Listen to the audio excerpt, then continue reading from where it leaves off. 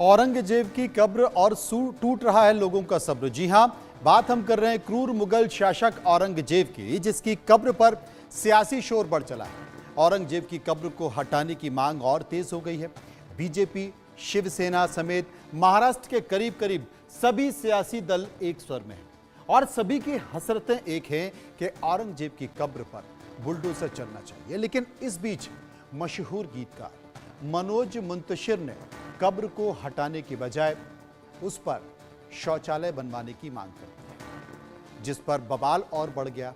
AIMIM के जो प्रवक्ता हैं वो इस बात का जिक्र कर रहे हैं कि औरंगजेब को लेकर नफरत की राजनीति जो की जा रही है वो ठीक नहीं है। तो कांग्रेस ने कहा है कि सरकार बीजेपी की है, वो जो चाहे करे, लेकिन सवाल यही है कि क्या वाकई सरकार और औरंगजेब की कब्र पर बुलडोजर चल पाएगा?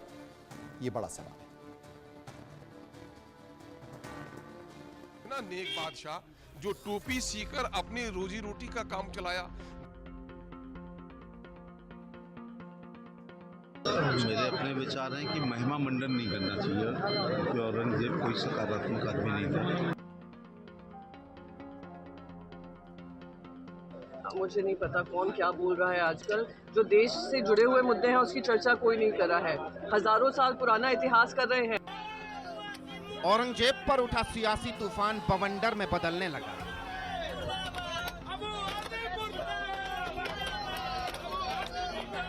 औरंगजेब की कब्र पर बुलडोजर दौड़ने का खतरा मंडराने लगा।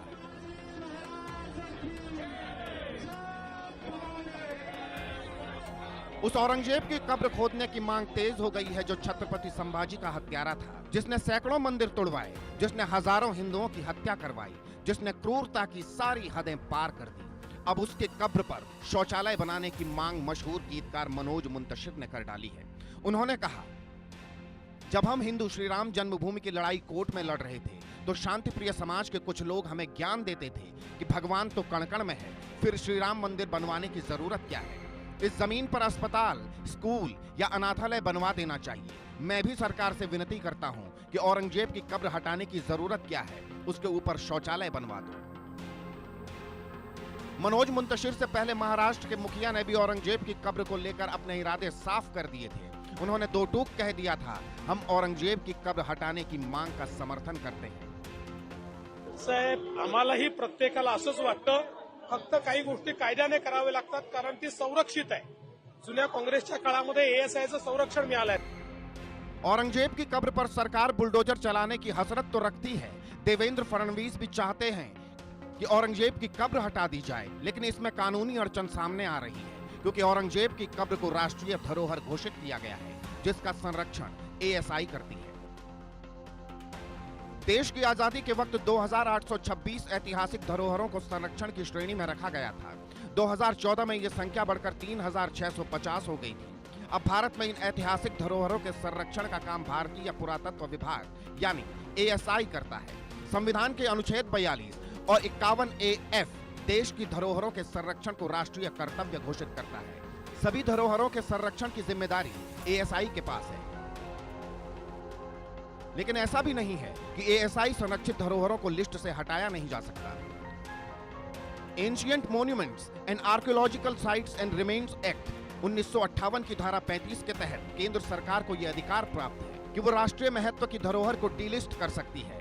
राजपत्र में घोषणा के साथ संरक्षित सूची से हटाई जा सकती है। महाराष्ट्र गवर्नमेंट से एक विनती करूंगी, औरंगाबाद का नाम जिस तरीके से बदलकर हमारे भगवान संभाजी महाराज के नाम पे रखा है, जल्द से जल्द जो कब्र औरंगाबाद में औरंगजेब की है वो उखाड़ के फेंक दीजिए और जिसे इतनी प्यारी है वो अपने घर में जाके वो कब्र सजा लीजिए। ये बोलने की जरूरत क्या है? सरकार तुम्हारी है, तुमको क्या निर्णय लेना है? बातें क्यों करते हो? बातों का बहुमंडल करके समाज में दो समाज में झगड़ा लगाने का काम क्यों कर रहे हैं? निर्णय लेना है तो लो ना। तुमको किसने रोका है? तुम्हारे हाथ को किसने रोका है? जो करना है वो करो। बीजेपी, शिवसेना, उद्धव गुट, शरद पवार गुट, महाराष्ट्र के सभी सियासी दल एक सुर में औरंगजेब की कब्र हटाने की मांग कर रहे हैं, लेकिन AIMIM ने इसे अलग रंग दे दिया है। सिवाय नफरत के इनके पास कोई इशू नहीं है। औरंगजेब रहमतुल्लाह अलैह इतना नेक बादशाह जो टोपी सीकर अपनी रोजी रोटी का काम चलाया, देश के आम जनों के टैक्स के पैसों को अपने शरीर पर इस्तेमाल नहीं किया। आज भी औरंगजेब इसी मिट्टी में समा गए हैं। वो अंग्रेज नहीं थी जो लूट कर भाग गए थे। औरंगजेब पर सियासी पारा चढ़ रहा है और इस विवाद की शुरुआत तब हो गई थी जब समाजवादी पार्टी के विधायक अबू आजमी ने क्रूर औरंगजेब का गुणगान किया था। हालांकि अब सवाल है कि क्या महाराष्ट्र सरकार औरंगजेब की कब्र पर बुलडोजर चलवाएगी, क्या औरंगजेब का नामो निशान मिटाएगी? Bureau report, India News. चर्चा करते हैं, समझने की कोशिश करते हैं। अनंत अमित सिंह जो कि प्रवक्ता बीजेपी हैं, चंद्रमोहन शर्मा प्रवक्ता कांग्रेस, प्रोफेसर भुवन भास्कर जोशी जो कि प्रवक्ता समाजवादी पार्टी हैं, जुनेद खान प्रवक्ता AIMIM हैं और रास बिहारी वरिष्ठ पत्रकार मेरे साथ मौजूद हैं। चूंकि एक साहित्यकार मनोज मुंसर का बयान आया है तो औरंगजेब को लेकर बहस फिर से शुरू हो चुकी है। लेकिन समझ लेते हैं, ये मांग कोई आज की नहीं है, नई नहीं है। भारतीय राजनीति में ये मांग पहले भी उठती रही है कि तमाम ऐसे आक्रांता हैं, उनके नाम पर सड़क हो या उनके नाम पर स्मारक हो, उनके नाम हटाए जाने चाहिए। कई एक दशक से ज़्यादा का समय निकल गया, कुछ के नाम बदल गए, कुछ के नाम हट गए, लेकिन आज भी वही। अगर दिल्ली में देखे जाए तो ऐसे सैकड़ों नाम हैं, लेकिन क्या ये बदल सकते हैं? और बदल सकते हैं तो फिर बदल दिए जाए, नहीं बदल सकते हैं तो इन पर चर्चा क्यों? क्या ये विशुद्ध राजनीति है? मेरे साथ मौजूद हैं रास बिहारी जो कि दिल्ली में कई सालों से पत्रकारिता कर रहे हैं। मुझे लगता है रास बिहारी जी, सबसे ज़्यादा नाम तो दिल्ली में है, चाहे वो मंत्रियों के बंगले। हाल ही में 2 केंद्रीय मंत्रियों ने अपने घर के नाम जो प्लेट लगी थी वो बदलकर उसका नाम कुछ और रख दिया, उन्होंने नाम ही बदल दिया। लेकिन दिल्ली में तो बहुत सारी ऐसी इमारतें हैं, बहुत सारे ऐसे रास्ते हैं, कई सारे ऐसे राष्ट्रीय धरोहर हैं जिनका नाम उन पुराने आक्रांताओं या पुराने मुगल शासकों के नाम पर है। तो क्या ये सब बदले जाने चाहिए और नहीं बदले जा सकते? आपसे बहस क्यों? देखिए, जहाँ तक प्राचीन इमारतों की बात है उनका मुद्दा अलग है, लेकिन जो दिल्ली की सड़कें, खास तौर पे जो लुटियन जोन की सड़कें हैं, उनके नाम भी बदले गए हैं। जैसे औरंगजेब रोड का नाम APJ कलाम के नाम पे रखा गया। तो इसमें राजनीति भी है और लोगों की भावनाएं भी, दोनों बातें हैं। लेकिन जिस तरह से जैसे मनोज मुंसर का बयान है कि वहाँ शौचालय बना देना चाहिए, इस तरह की बातें करके आप क्या साबित करना चाहते हैं? है ना? ठीक है, देखिए आज भी देश में ऐसे लोग हैं जो औरंगजेब की मानसिकता से पले हुए हैं। इस तरह के लोग, औरंगजेब को कोई नेक बादशाह बता रहा है, कोई कह रहा है कि उनके समय हिंदुस्तान ने कितनी तरक्की की, क्या GDP बढ़ी थी, बाद में उन्होंने माफ़ी भी मांगी। लेकिन इतना तो तय ना, अगर ना भी हटाओ आप, रहना चाहिए। लोगों को ये लगना चाहिए कि औरंगजेब के पत्थर लगना चाहिए कि औरंगजेब कितना क्रूर बादशाह था, उसने हिंदुओं के कितने मंदिर ढहाए, उसने कितना जुल्म किया। और जहाँ तक महाराष्ट्र की बात है, महाराष्ट्र में छत्रपति संभाजी या शिवाजी को लेकर जो भावना है ना, वो केवल महाराष्ट्र में नहीं, वो और भी देश में जो लोगों की भावना है उसका भी ख्याल रखने की ज़रूरत है। लेकिन किसी की कब्र को तोड़कर, उजाड़कर आप ये साबित नहीं कर सकते कि उसका नाम मिटा दिया जाए जी। बेहतर यह है कि उसके बारे में बताने के लिए उसकी कब्र पर ही लगा दिया जाए कि ये औरंगजेब आलमगीर की कब्र है, यहाँ इनको इतने सन में दफनाया गया। लेकिन उनके कारनामे क्या हैं वो बता दिया जाए। क्योंकि जिस तरह की हम मानसिकता की बात कर रहे हैं कि किसी की कब्र को तोड़ दिया जाए, लेकिन जो पुराने ऐतिहासिक इमारतें हैं, अब अगर लाल किला शाहजहाँ ने बनवाया है, ताजमहल शाहजहाँ ने बनवाया है, तो उसका इतिहास तो हम नहीं बदल सकते। जरूरी ये है कि जो हमारी आने वाली पीढ़ी हैं उनको सच्चाई का पता चले। ये देखिए, अभी जो एक फिल्म आई, उस फिल्म के माध्यम से हमारी नई पीढ़ी ने ये देखा, क्योंकि बहुत सारे इतिहास लोगों को पढ़ने भी नहीं दिया गया, क्योंकि जो पिछली सरकारें थीं उसके सामने भी इतिहास का एक पक्ष सामने रखा और ये कहा गया कि जो पहले हो गया, जो मुगलों के समय हो गया, जो अंग्रेज़ों के समय हो गया, उसको आप भूल जाइए। और नई शुरुआत कीजिए। लेकिन जो मानसिकता देश में अभी बढ़ रही है, लोगों में जो खाई बढ़ रही है, और एक ऐसा वर्ग पैदा किया जा रहा है कि जो लोगों में और बंटवारा हो, इसकी कोशिश हो रही है। इसकी कोशिश हो रही है। मेरे साथ भारतीय जनता पार्टी के प्रवक्ता अमित साहब हैं। अमित जी, मैं आपसे बात पूछना चाहता हूं, जिसका जिक्र रास बिहारी जी कर रहे थे, उसी बात को आगे बढ़ाता हूं। मुझे लगता है कि रामायण तो इस वक्त जय श्री राम का नारा चल रहा है, हर कोई रामायण का जिक्र करता है, और सबसे ज्यादा आलोचना किसकी होती है? रावण की होती है। माता सीता का हरण कर लिया, न जाने कितने साधुओं को मार दिया, बावजूद उस रामायण में जिक्र है रावण का, रावण की अच्छाइयों का भी जिक्र है, और रावण ने जो बुरा काम किया, जो पाप किया, उसका जिक्र भी है, और यह बताया गया कि रावण पापी था तो उसको आखिर सजा क्या मिली, उसे क्या भोगना पड़ा, जिसका जिक्र रास बिहारी जी कर रहे हैं कि आप रहने दीजिए, लेकिन उस पर लिखिए, उल्लेख कीजिए कि इन्होंने क्या किया। लोगों को पता होना चाहिए कि उन्होंने किया। आज कौन याद कर रहा? आज क्या उनकी तारीफ हो रही है? तो यह मुद्दा क्यों है, मैं यह जानना चाह रहा हूं। अगर आपको हटाना है, अगर महाराष्ट्र के मुख्यमंत्री इस बात का जिक्र करते हैं कि इसको हटा दिया जाए, हटा दिया जाए, फिर इतना इंतजार क्यों? निश्चित तौर पे मनोज जी, आपके सवाल बड़े वाजिब है, लेकिन सर्वप्रथम मैं आज के डिबेट की चर्चा में शुरू करना चाहता हूं। तो आज महाराष्ट्र ही नहीं, पूरा देश आज संभाजी महाराज की पुण्यतिथि मना रहा है। हम संभाजी महाराज को नमन करते हैं, हम उनके बलिदान दिवस को नमन के तौर पे पूरा देश मना रहा है, आज हम भी उनको नमन करते हैं। दूसरी बात, आज जिस तरीके से औरंगजेब को लेके उनके महिमा मंडित करने की बात चल रही है, इमरान प्रतापगढ़ी है, कांग्रेस के सांसद है, वो इमरान प्रतापगढ़ी जाते हैं उनके मजार पर और फातिया पढ़ते हैं और देश को यह बताना चाहते हैं कि औरंगजेब कितना बड़ा शासक था और देश के लिए उन्होंने क्या किया।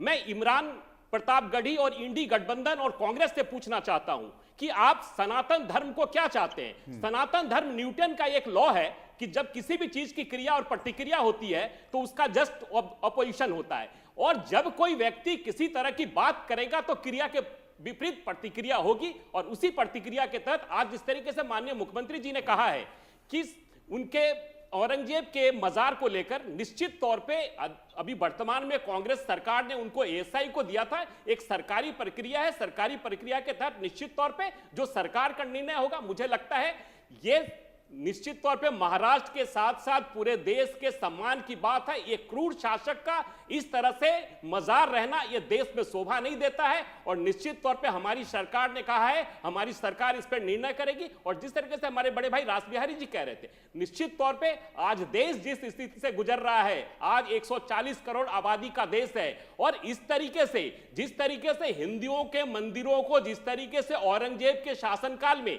जिस तरीके से तोड़ा गया, आज के युवाओं को यह बताने की आवश्यकता है कि औरंगजेब किस तरह का क्रूर शासक था और देश के लिए कितने देश को उन्होंने बर्बाद करने के लिए तमाम मंदिरों को उन्होंने किस तरीके से तोड़ा। और मनोज जी, मैं एक बात करना चाहता हूं, छत्रपति शिवाजी महाराज के एक राष्ट्र कवि भूषण होते थे, उन्होंने कहा था, कुंभकर्ण असुर अवतारी औरंगजेब काशी और प्रयाग में दुहाई देवे रब की, लाखों मुसलमान के माला फेरे रब की, काशी करबला होती, मथुरा मदीना होता, शिवाजी ना होते तो सुन्नत होती अब की। तो ये मैं बार बार कहना चाहता हूं कि जिस तरीके से शिवाजी और संभाजी महाराज का अपमान जिस तरीके से इंडी गठबंधन के लोगों ने औरंगजेब के महिमा मंडित करके किया है, तो देश इसको भूलने वाला नहीं है। मैं ऐसे इंडी गठबंधन और कांग्रेस के नेताओं से कहना चाहता हूं, सपा के नेताओं से कहना चाहता हूं कि आप इस तरह से समाज में इस तरह से भ्रांतियां मत फैलाइए। चलिए, समाज में इंडी गठबंधन भ्रांतियां फैला रहे। चंद्रमोहन जी, अगर आपकी बात को मान लिया जाए कि राजनीतिक दल कुछ ऐसे हैं जो आग लगाना चाहते हैं समाज में, तो आपके नेता भी तो एक लूटा लेकर पहुंच जाते हैं घी डालने के लिए।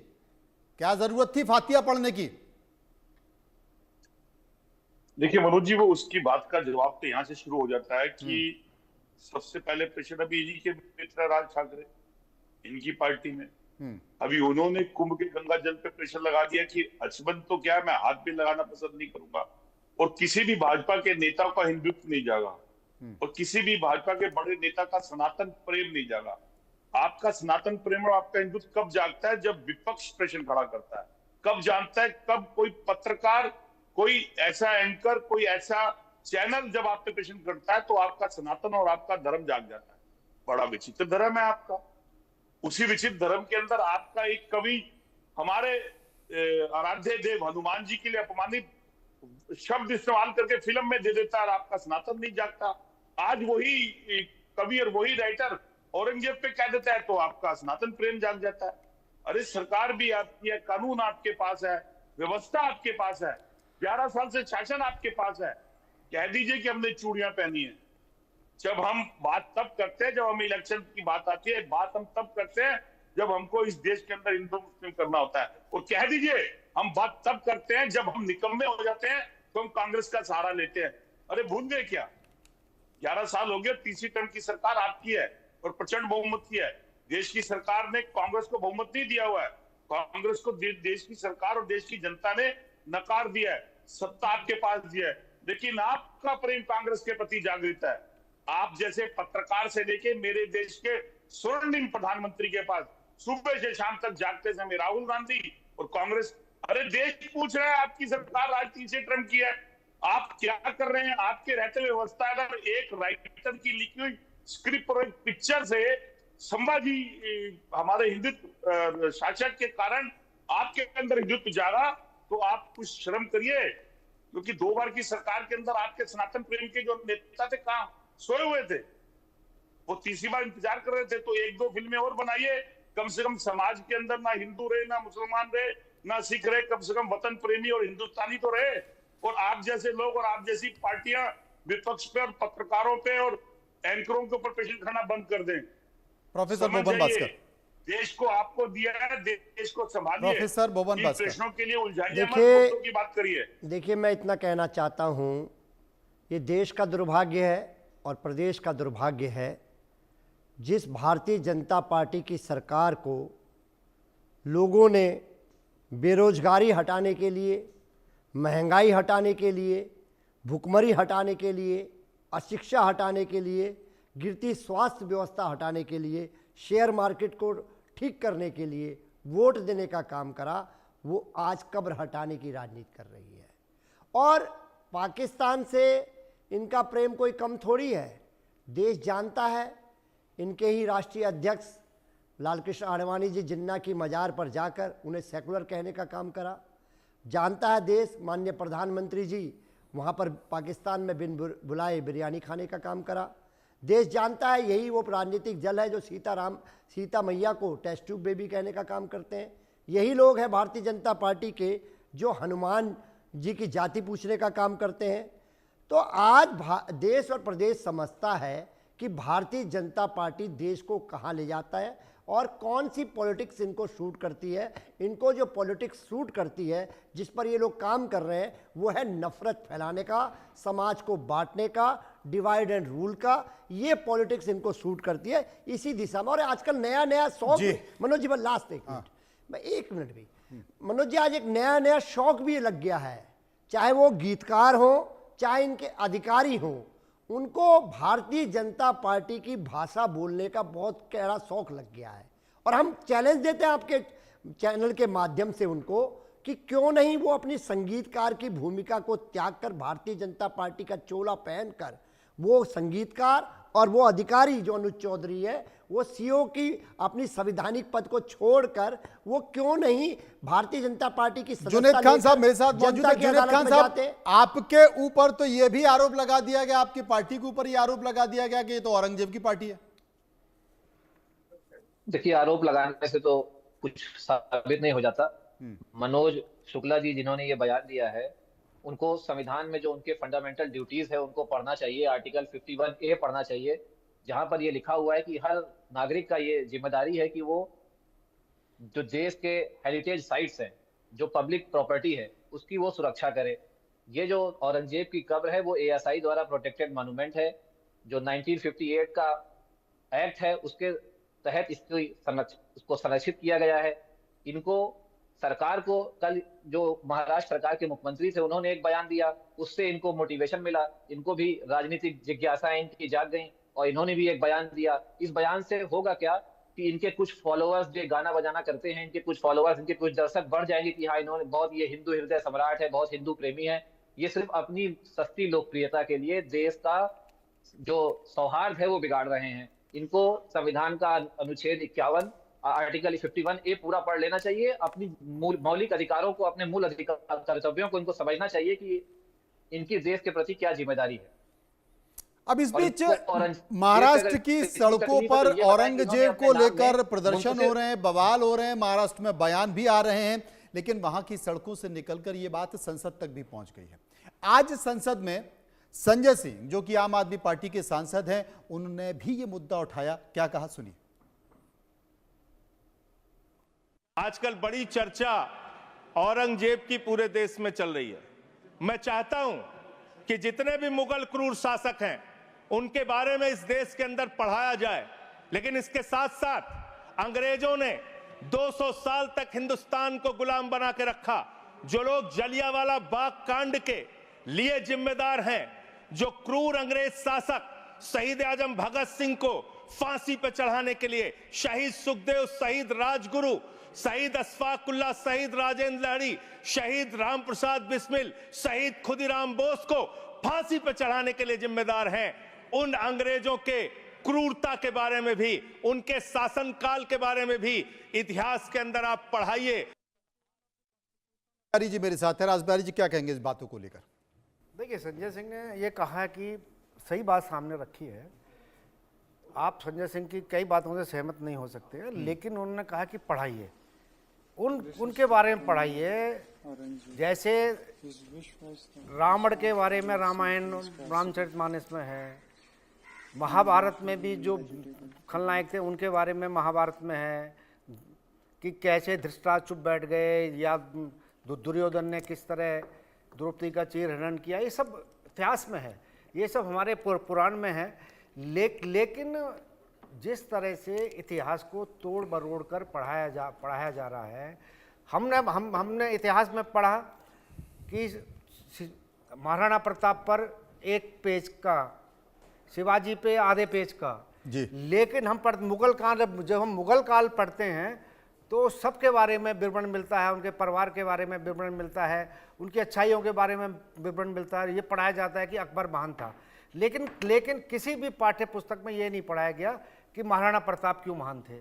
अगर अकबर को महान बताने की जो एक परंपरा रही है, आज देश को ये भी बताने की जरूरत है कि महाराणा प्रताप ने कैसे भूखे रहकर अपने परिवार के साथ देश की लाज बचाई। इसी तरह शिवाजी ने किस तरह जंगलों में रह के अपनी सेना बनाई, कैसे अपना उनके बच्चे का जो संभाजी, जो आज उनका जो हम पुण्यतिथि मना रहे हैं, उनके बारे में फिल्म छापा आई है। लेकिन हमने तो पहले भी पढ़ा है, कई ऐसे उपन्यास हैं जिसमें उनका वर्णन किया गया है, लेकिन उनको इतिहास से बाहर रखा गया है। आज ये ज़रूरत है कि हमारी जो आने वाली पीढ़ी है, हमारी जो नई पीढ़ी है, उसको भी पता चले कि अंग्रेज़ों ने इस देश में कितने क्रूर शासक के रूप में शासन किया, या उससे पहले जो मुगल थे उन्होंने किस तरह शासन किया, या कोई भी हो। हम ये नहीं कह रहे, एक इतिहास सही पढ़ाना चाहिए। अगर कोई हिंदू राजा भी क्रूर था तो उसके बारे में भी बताना चाहिए। एक इतिहास का सही पक्ष लोगों के सामने लाने की जरूरत है। जी, अमित जी मेरे साथ मौजूद है। अमित जी, ये तो आप मानते हैं कि अगर एएसआई से संरक्षित है तो केंद्र और राज्य की जिम्मेदारी है कि उसकी सुरक्षा की जाए, उसे कोई नुकसान नहीं पहुंचाया जाए। कोई तोड़फोड़ करता है, कोई नुकसान करता है तो वो कानून के दायरे में आएगा, उसे 3 महीने तक का कारावास हो सकता है। लेकिन चूंकि राज्य और केंद्र की जिम्मेदारी है, सरकार दोनों जगह आपकी है, इसको और लंबा खींचने की बजाय, चलिए मुख्यमंत्री कह रहे हैं कि हटाया जाए, कुछ चीजें कानून के दायरे में तो हटा दीजिए, तकलीफ क्या है? देखिए मनोज जी, ये कोई पहली बार ऐसा नहीं हुआ है। शिवाजी के वंशज और सतारा से सांसद उदयनारायण राज भोसले ने पहले भी इसका डिमांड कर चुके थे कि इनके मजार को हटाना चाहिए। चूंकि कानूनी प्रक्रिया है, एएसआई के पास है, एएसआई का एक्ट होता है, और निश्चित तौर पे राज्य में भी हमारी सरकार है, केंद्र में भी हमारी सरकार है। और जिस तरीके से आपने पहले भी चर्चा किया कि सड़कों के नामों को लेकर, जैसे औरंगजेब के सड़क का नाम भी हमारी सरकार ने बदला, हमने बदलने का काम किया, और हम निरंतर लगातार काम कर रहे हैं। और आज के देश के युवाओं को 21वीं सदी में आज जब भारत प्रवेश कर गया है, आज हम एआई की बात करते हैं, आज हम डिजिटल की बात करते हैं, आज हम विकसित भारत बनाने की बात कर रहे हैं। ऐसे अवसर पे मनोज भाई हमें यह लगता है कि ये इंडी गठबंधन के लोग और कांग्रेस और सपा के नहीं तो लोग भारत बनाते बनाते आप छोटी सी कब्र उजाड़ने की भी बात कर रहे हो, और जितनी चर्चा जितना शोर भारत बनाने का नहीं हो रहा है, उससे ज्यादा शोर औरंगजेब की कब्र पर हो रहा है। उसी बात पे मनोज जी में आ रहा था। ये आज ऐसे अवसर पे जिस तरीके से सपा के विधायक अबू आजमी का बयान आ रहा, औरंगजेब के महिमा मंडित करना, औरंगजेब की प्रशंसा करना, ये पहली बार उन्होंने नहीं किया है, और बार बार कह के, और ऐसे समय में आज जब प्रयागराज में जब हम 40 दिन का समापन हो जाता है, और सपा को तो दिक्कत इस बात की है कि 68 करोड़ लोगों ने प्रयागराज में तो राज ठाकरे के पुतले जलाइए ना देश भर में, डुबकी लगाई। तो ये बेसिकली सनातनियों के सम्मान के साथ जिस तरीके से हमारी वर्तमान विगत 11 वर्षों से सरकार पूरे देश में काम कर रही है, तो ये सपा और कांग्रेस और आप वालों के लिए एक पेट में दर्द हो गया है कि सनातनियों का एक समूह जो आज तक देश में नहीं हो पाया था, 11 वर्षों में लगातार निरंतर हमारी सरकार सनातन के लिए और देश की एकता के लिए काम कर रही है, तो निश्चित तौर पे ये दिक्कत वाली बात है। अमित जी आपका सनातन राज ठाकरे के बयान के ऊपर नहीं जाएगा, निश्चित तौर पे आता है, और आपकी काउंटिंग, आपकी गिनती 68 करोड़ की तो हो गई, लेकिन उस 68 करोड़ के ऊपर जो प्रश्न कांग्रेस या और पार्टियों या किसी पत्रकार ने उठाए कि वो हादसे के अंदर कितने व्यक्ति की जान गई, वो आंकड़ा आपके पास ही निकला, वो आंकड़ा भी आपके पास से निकला जो रेलवे स्टेशन के अंदर चला गया, क्योंकि प्रश्न अगर विपक्ष पूछेगा तो कहोगे कि विपक्ष राजनीति करता है। तौर पर चंद्रमोहन जी आपके सवाल बड़े अच्छे हैं, लेकिन आपके सवाल शोभा इसलिए नहीं देते हैं जब हम आपको राम मंदिर के शिलान्यास पे आपको निमंत्रण भेजते हैं तो आप आना उचित तक नहीं समझते हैं, और आप सनातन की बात करते हैं, ये खुद आपके लिए कंट्रोवर्सी पैदा करती है। आप पहले ये तय कर लीजिए कि सनातनियों के साथ है या तुष्टीकरण की राजनीति करनी है। अगर तुष्टीकरण की राजनीति नहीं करनी है तो हमने जब न्यास बोर्ड ने, अयोध्या न्यास बोर्ड ने आपको भेजा, तो चंद्रमोहन जी, चंद्रमोहन जी, मुझे लगता है कि कांग्रेस तो थोड़ा संक्रमण में है, क्योंकि राहुल गांधी खुद ये मान चुके हैं कि हमको ऐसे लोगों को चिन्हित करना जो हमारी पार्टी में ही बैठे हैं और बीजेपी के फायदे के लिए बयान देते हैं। तो मुझे लगता है कि सबसे पहली जरूरत है, बोमान भास्कर कुछ कहना चाह रहे हैं। देखिए, पहले तो मैं माननीय संजय सिंह जी की मांग का समर्थन करता हूं। हमारे देश के जो भविष्य है, हमारे देश के जो युवा हैं, उनको जानने का हक है कि अंग्रेजों के शासन काल में भारतीय मुखबिर कौन कौन से थे, और जब निकलेगा तो देश का सच निकल के आएगा कि उन मुखबिरों का भी वर्णन अगर इतिहास में होगा तो निश्चित तौर पे देश उनको समझ पाएगा, पहला विषय। दूसरा, मैं आपसे कहना चाहता हूं, अभी हमारे भारतीय जनता पार्टी के प्रवक्ता साथी ने बोला कि हम ये सनातन के वो जो कुंभ हुआ उससे जलने वाले लोग हैं, चिढ़ने वाले लोग हैं। मैं कहता हूं गलत है, आपकी यही धारणा गलत है।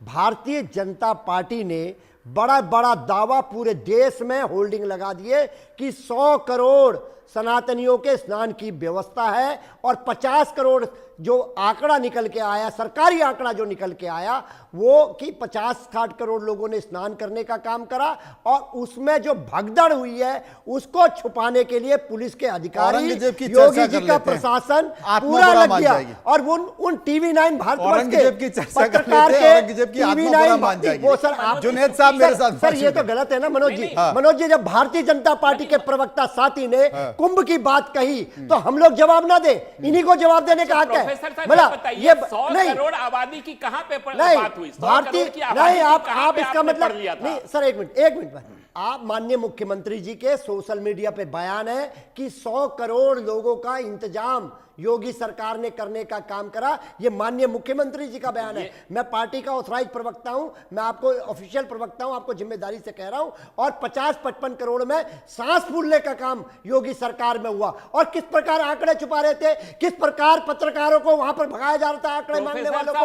ये आंकड़े छुपाने वाली सरकार है, ये फेलियर है, ये आपका फेलियर है। औरंगजेब की आत्मा बुरा मान जाएगी, लोगों ने अपनी बातों को, औरंगजेब की आत्मा बुरा मान जाएगी। लोगों ने अपने फिर कभी चर्चा कर लेंगे। जुनैद खान मेरे साथ मौजूद हैं, जुनैद खान जो कि प्रवक्ता AIMIM मेरे साथ मौजूद हैं। जुनैद साहब, आप तो वकील भी हैं, एडवोकेट भी हैं, आपने तो आर्टिकल भी बता दिया कि किस आर्टिकल के तहत संविधान के अनुसार चलना चाहिए। तो क्या बीजेपी संविधान का माखौल उड़ा रही है?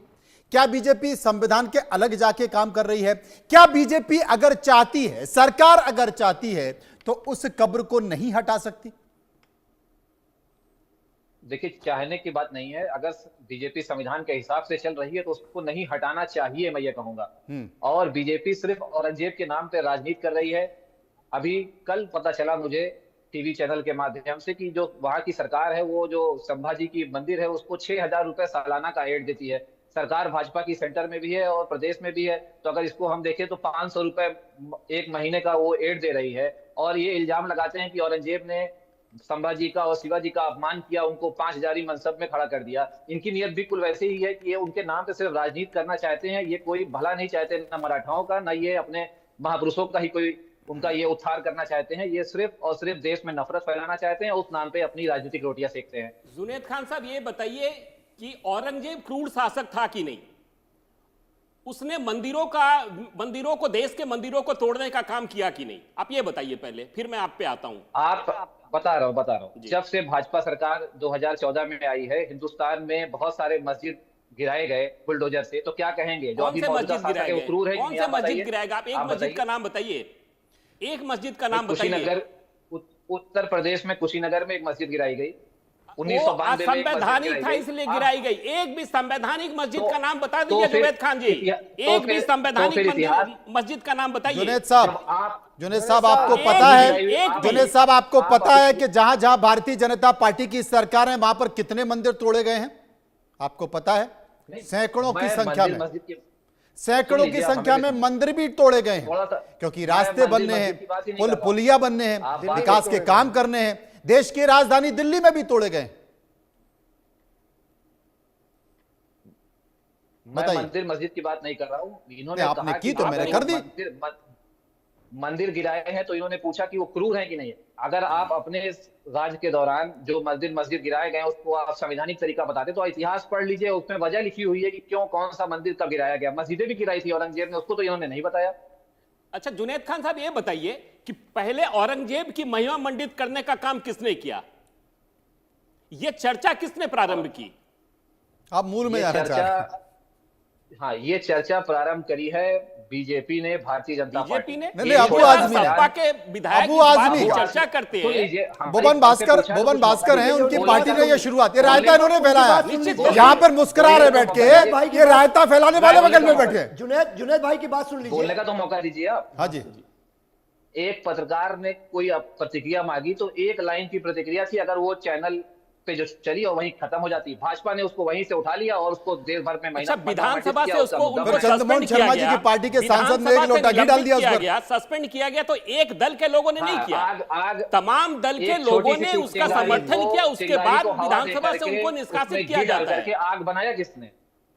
निष्कासित करने को तो जिसकी सत्ता है, जिसके पास उसमें तो कांग्रेस के भी विधायक थे, आपके भी एक विधायक थे और भी तमाम दलों के विधायक थे, सिर्फ भाजपा के विधायक नहीं थे। और सभी ने इस बात का समर्थन किया। शिवसेना के लोगों ने भी इसका समर्थन किया। निष्कासित करने से सही गलत तय नहीं होता। आपके पास ताकत है विधानसभा की, आप देश से निष्कासित कर सकते हैं, कर दीजिए। मेरे को काउंटर दे दीजिए। जुनैद साहब, ये बताइए कि आप औरंगजेब के इतने प्रशंसक क्यों हैं? आप क्यों नहीं मान लेते कि मंदिर बनाए हैं? मैं आपको दिल्ली के पास बता देता हूँ, आप ब्रज में चले जाइए। ब्रज में, वृंदावन में कितने मंदिर औरंगजेब ने गिराए? इतिहास में लिखा हुआ है, किताबों में लिखा हुआ है, मंदिर गिराया गया। वही पढ़कर बड़े भी हुए हैं, सबको पता है कि उन्होंने बहुत सारे मंदिर गिराए हैं। एक काउंटर दे दीजिए जी। यहाँ पर प्रशंसा की बात ही नहीं। आप एक चीज को, एक इतिहास को आप जो है राजनीति करने के लिए जिस तरीके से रख रहे हैं। इतिहास ये सही है कि गलत है, पहले तो आप ये बता दो। गिराए ना? कौन सा इतिहास? गिराए ना, मंदिर को तोड़ा, मूर्तियों को तोड़ा, मस्जिदें भी गिराई और मंदिर भी गिराए, दोनों गिरा दिए। दोनों बातें बताइए आप, दोनों बातें बताइए आप। आधी बात करेंगे तो जनता में इससे जो है बहुत रोष फैलता है और दुर्भावना होती है। बस देखिए, मैं देख पाता हूं, यही भारतीय जनता पार्टी है जो 150 सांसदों को तुगलकी फरमान के द्वारा निलंबित कर देती है। महाराष्ट्र में भी करा, और महाराष्ट्र में इससे बड़ी घटना इन्होंने करी भारतीय जनता पार्टी के जो आज के मुख्यमंत्री हैं और पूर्व के राज्यपाल भगत सिंह कोश्यारी जी, मैं नाम कोट करके करूंगा। रात के अंधेरे में चुनी हुई सरकार को हटाकर कौन सा लोकतंत्र का काम आप लोगों ने करा? आत्मा आप दुखा लोग रहे हैं आप। इस देश की डेमोक्रेसी को औरंगजेब की खत्म आत्मा करने को का दुखा काम रहे हैं आप। करा है। भुवन जी, ये भारतीय और जनता भुवन पार्टी जी, का इतिहास उसके है। बाद वहां की जनता का जो समर्थन मिला नहीं, आप चुनाव में, तो इस ऐसे करके आपका इतिहास नहीं चुकने नहीं, वाला। नहीं। ये काला अध्याय आप फायदा भी तो नहीं उठा पाए। जोर शोर से बात करने गए थे लेकिन फायदा नहीं उठा पाए। आप उसका फायदा नहीं उठा पाए। की चुनी हुई सरकार को आप फायदा नहीं उठा पाए। इस प्रकार औरंगजेब का उसके इतिहास बाद नहीं बदल जनता सकते। ने जो आशीर्वाद ऐसे ही भारतीय जनता पार्टी एनडीए को दिया, ये फडणवीस का पूरा इतिहास देश देख बदल रहा नहीं है। सकता। ये और फडणवीस का इतिहास बदलेगा नहीं। आप तो कि वहां फडणवीस देखिए, दो देखिए, दबाव में विधायकों के सरकार आ साथ गई है। सरकार आपको मोदी जी दबाव में की सरकार आ गई है। 6,000 रुपए महीना, 6,000 रुपए महीना जो खर्च किया जा रहा था, अब दबाव में सरकार आ गई तो सरकार क्या करने वाली है? मैं सभी लोगों का शुक्रिया करूंगा जो मेरे साथ इस चर्चा में मौजूद थे, लेकिन अगली खबर जो बताने वाला हूं कि दबाव में सरकारें कैसे आती हैं।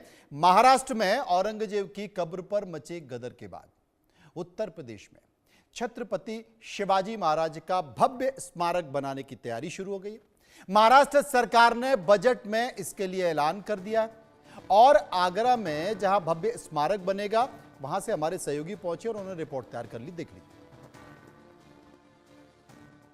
वीर शिवाजी महाराज का एक भव्य स्मारक आगरा में बनने जा रहा है, जिसको लेकर महाराष्ट्र में बजट सत्र में अजीत पवार ने साफ तौर पर घोषणा की है कि वीर शिवाजी महाराज का उत्तर प्रदेश सरकार की मदद से भव्य स्मारक आगरा में बनाया जाएगा, क्योंकि यादें उनकी आगरा से भी जुड़ी हुई हैं, क्योंकि इसी आगरा किले में उनको नजरबंद कर दिया गया था, उसके बाद यहाँ से मुक्त हुए और वीर शिवाजी महाराज ने स्वराज की स्थापना भी की। साथ ही आपको बता दें इस प्रकार से इस किले से उनकी जो यादें जुड़ी हुई हैं और इस किले में पिछले 2 वर्ष से उनका जन्म शताब्दी वर्ष भी मनाया जा रहा है, जहाँ हजारों की संख्या में महाराष्ट्र लोग शामिल होते हैं। हमारे साथ एक गाइड हमसे बात करेंगे कि जी इसमें क्या यादें जुड़ी हुई हैं वीर शिवाजी महाराज की? असल में क्या है कि छत्रपति शिवाजी महाराज राजा मिर्जा राजा जय सिंह और दलेर खान के बीच में संधि हुई थी, उसको पुरंदर संधि बोला जाता है। उस पुरंदर संधि के अंतर्गत मिर्जा राजा जय सिंह ने उनसे अनुरोध किया कि आप आगरा जाइए बादशाह से मुलाकात करने के लिए औरंगजेब, लेकिन छत्रपति शिवाजी ने पहली बार मना कर दिया था। लेकिन जब उनको जय सिंह ने ये गारंटी दी कि मेरा पुत्र आगरा में मौजूद है राम सिंह, वो आपकी सुरक्षा में रहेगा, तब छत्रपति शिवाजी महाराज 12 मई 1666 को यहाँ पर मिलने के लिए आए थे। तो यहाँ दीवाने आम में उनकी पहली मुलाकात हुई। उनमें औरंगजेब जो अपना 50वां जन्मदिन समारोह मना रहे थे, तो उन्होंने छत्रपति शिवाजी महाराज को नजराना लेने के बाद में लाइन अप कर दिया था, मुलाकात करने वालों की लाइन में खड़ा कर दिया, जिससे शिवाजी नाराज होकर वहाँ से वापस चले गए थे। दूसरी मुलाकात उनकी दीवाने खास में हुई। दीवाने खास में बातचीत के दौरान उनको बंदी बना लिया। तब जब मिर्जा राजा जय सिंह के लड़के राम सिंह को मालूम पड़ा कि यहाँ एक साजिश रची जा रही है जिसमें छत्रपति शिवाजी महाराज की हत्या भी हो सकती है, तब वो उनको अपनी सुपुर्दगी में जयपुर भवन ले गए और उनके जो यहाँ से निकलने की जो कहानियाँ चल रही हैं उसमें अभी तक ये सेट नहीं हो पा रहा है कि वो आगरा किले से बाहर हुए या जयपुर हाउस जयपुर भवन से या मीना बाजार कोठी से। लेकिन महाराष्ट्र सरकार का ये मानना है कि मीना बाजार कोठी से वो निकले थे। तो मीना बाजार कोठी में जो ग्राउंड है वहाँ पर वो स्मारक बनाने की पिछली बार जब एकनाथ शिंदे जी आए थे तो भी उन्होंने कहा था और इस बार जब फडणवीस जी आए उन्होंने भी कहा है। तो प्रयास में है कि वहाँ पर वो बने, लेकिन वो डिस्प्यूटेड है जगह, जो मीना बाजार ग्राउंड है वो डिस्प्यूटेड है, वो कई ट्रस्ट वगैरह। ये बात की जा रही है जहाँ वो उनको नजरबंद किया गया था, कैद किया गया, तो वहाँ उनका स्मारक बन सकता है? हाँ, वहाँ बन सकता है। वो कोठी मीना बाजार है जी, वो मतलब अगर सरकार और में सहमति बन जाए